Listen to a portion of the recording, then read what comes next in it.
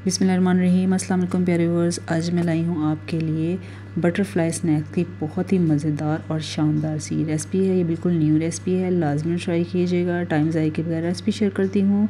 ये मैंने आधा पाव चिकन लिए, इसके छोटे स्लाइस कर लिए थे, ठीक है। उसके बाद इसमें हमने मसाले डालने हैं। लाल मिर्च पाउडर डाला है, पिसा हुआ धनिया डाला है इसमें, और उसके बाद जी इसमें मैंने डाले हैं चिली फ्लेक्स, और उसके बाद नमक डालना है इसमें। मसाले जो हैं वो आपने अपने टेस्ट के हिसाब से डालने हैं। मैंने ये बच्चों के लिए बनाए थे तो इसलिए मैंने स्पाइसेस वो कम मतलब रखे हैं इसमें। तो उसके बाद जो है ना इसमें मैंने डाला है 1/2 टीस्पून जो है ना ये लहसुन अदरक का पेस्ट है, और 2 से 3 पिंच इसमें मैंने काली मिर्च पाउडर डाला है। अब इन सब चीज़ों को अच्छी तरह से कर लेना है मिक्स, और मिक्स करने के बाद इसमें 3 से 4 ड्रॉप्स जो है ना फूड कलर के डाले हैं, ऑरेंज कलर डाला है, इसको भी मिक्स कर लेना है। और उसके बाद जी इसमें हमने डालना है 1 टेबलस्पून जो है ना इसमें मैदा डालना है। मैदे की जगह पे आप कॉर्नफ्लोर भी डाल सकते हैं। और उसके बाद इसमें मैंने 1/2 टीस्पून जो है ना 1/2 टेबलस्पून जो है इसमें मैंने सोया सॉस डाला है।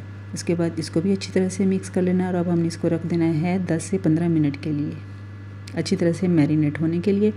उसके बाद यहाँ पे मैंने आलू जो थे ना इनको काट लिया था, और इनको नमक लगा के जो है ना पानी में भिगो के रख दिया था।